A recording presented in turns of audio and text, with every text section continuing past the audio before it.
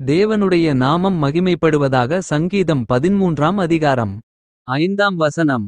நான் உம்முடைய கிருபையின் மேல் நம்பிக்கையாயிருக்கிறேன். உம்முடைய இரட்சிப்பினால் என் இருதயம் களிகூரும். கர்த்தருக்குள் பிரியமானவர்களே, தேவனுடைய கிருபை இயேசு கிறிஸ்துவானவரே. அவருடைய ஒரே பேறான குமாரனாகிய இயேசு கிறிஸ்துவே நம்முடைய கிருபை. அவருடைய கிருபையின் ஈவாளே. அவருடைய சிலுவையின் பாடுகளினாலும் மரணத்தினாலும் நம்முடைய பாவங்களை கழுவினார். நாம் பரிசுத்தமாக்கப்பட்டோம். அந்த தேவனுடைய கிருபையின் மேல் நாம் நம்பிக்கை உள்ளவர்களாக இருக்கும் பொழுது நம்முடைய இருதயத்தில் அவர் இரட்சிப்பின் மகிழ்ச்சியை தந்தார் என்று நாம் விசுவாசிக்கிறோம். நாம் அந்த இரட்சிப்பை பெற்றோம்.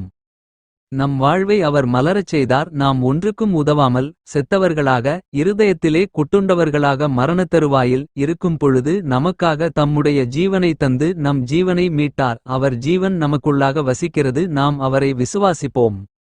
அவர் நமக்கு கொடுத்த இரட்சிப்பை என்றென்றும் மனதில் வைத்து அவருக்கென்று ஓடுவோம். அவருக்கென்று உழைப்போம். தேவ சித்தம் செய்வோம். விசுவாசத்திலே உறுதியாக இருப்போம். நம் கிருபையாகிய இயேசு நம்மை வழிநடத்துவார். அவர் கொடுத்த இரட்சிப்பு நம் இருதயத்தில் என்றென்றும் மகிழ்ச்சியை தரும். நாம் பெற்ற இந்த இரட்சிப்பை மற்றவர்களும் பெறத்தக்கதாக நாம் தெய்வ சித்தம் செய்வோம். நம்மை நாம் முழுமையாக ஜீவ பலியாக தேவனிடத்தில் சமர்ப்பிப்போம். இதுவே நாம் தேவனுக்கு செய்யும் ஆராதனையாக இருக்கிறதே. ஆமென்.